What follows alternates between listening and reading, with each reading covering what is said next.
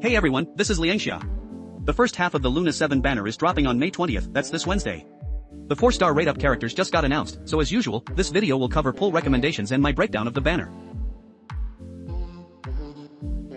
The 4-star rate-ups are Razor, Fischl, and the new 4-star Prune. All three are Hexerei characters.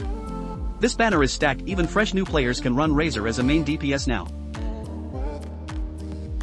Oh, by the way, I've officially signed a contract with Bilibili.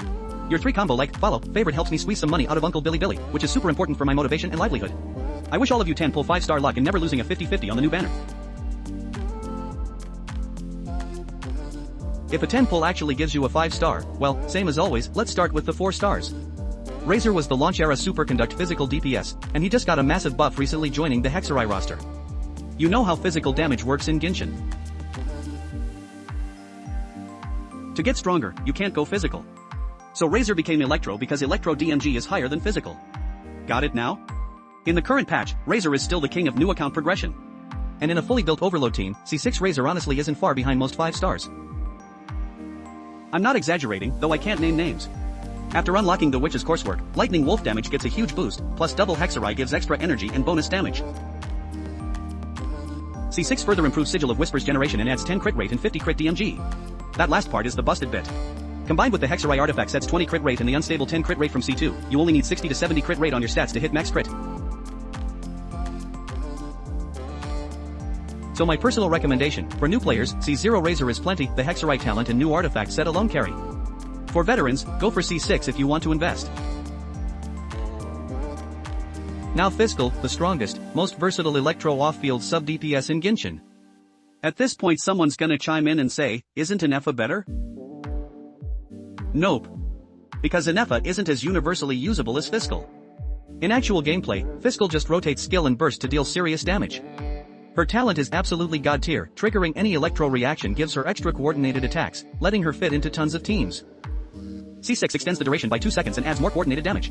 So when judging Fischl's damage, you can't just look at Oz's talent, C6 has to factor in too.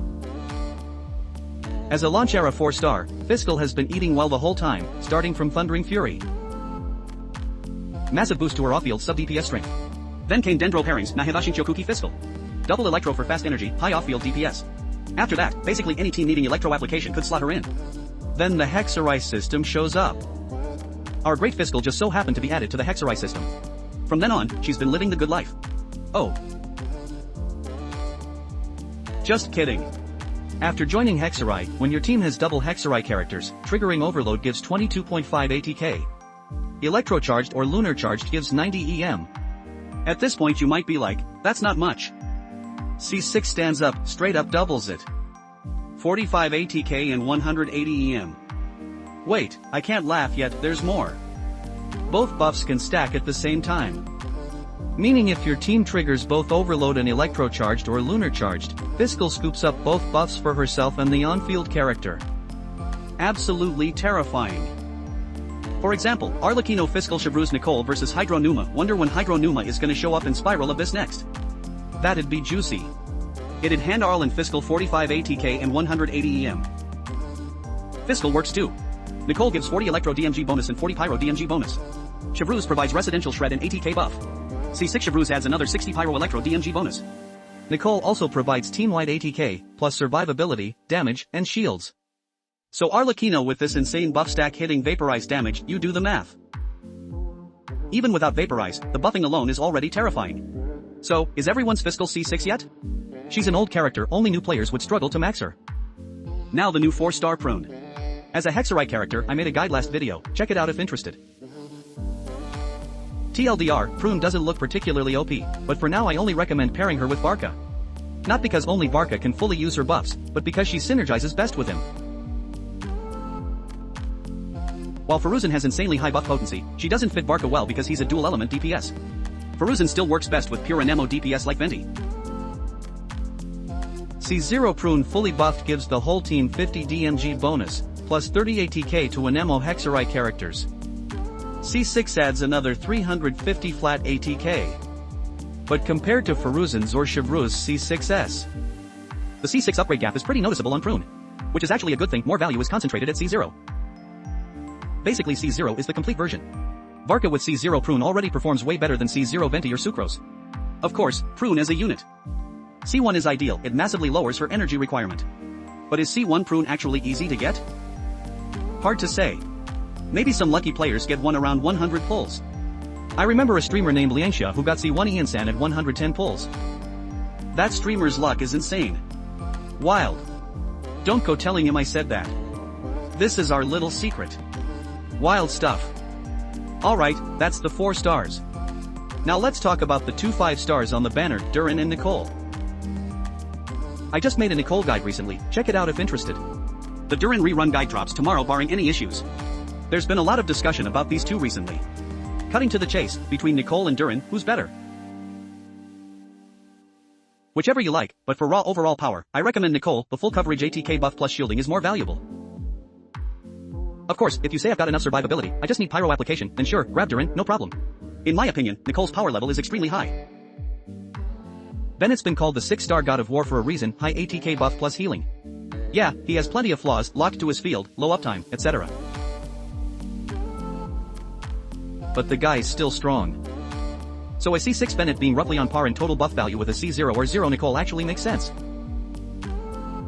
Nicole's arrival isn't just a flat upgrade over Bennett, she gives players more options. Some players don't have a high constellation Bennett, or are too busy to grind for him. For those players, Nicole could be massive. If we purely compare buff numbers, Nicole actually loses to Bennett in some scenarios, like single core comps and single Hexerei. But does that mean Nicole isn't strong? No. Because you have to look at her overall package. For mechanics, the not bad buff potency, the 20-second full coverage ATK buff and shield, the buffs traveling with you, just from these alone, Nicole's power level is more than fine.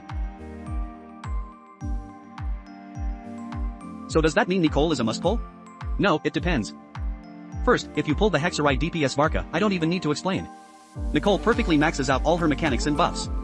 Nothing goes to waste. Venti also works fine, gets full buff value too. But getting interrupted a lot is rough. Plus Klee, Razor, and Phase 2's Lahand Nicole is also highly recommended for all of these. Even for non-Hexerei DPS, the beta tests showed Kinich and Arlecchino get a huge boost. The Arlecchino Fischl Chevreuse Nicole or Arlecchino Suproceed Lali Nicole comps I mentioned earlier all get massive upgrades. Low budget go overload, high budget go melt. There are tons more comps.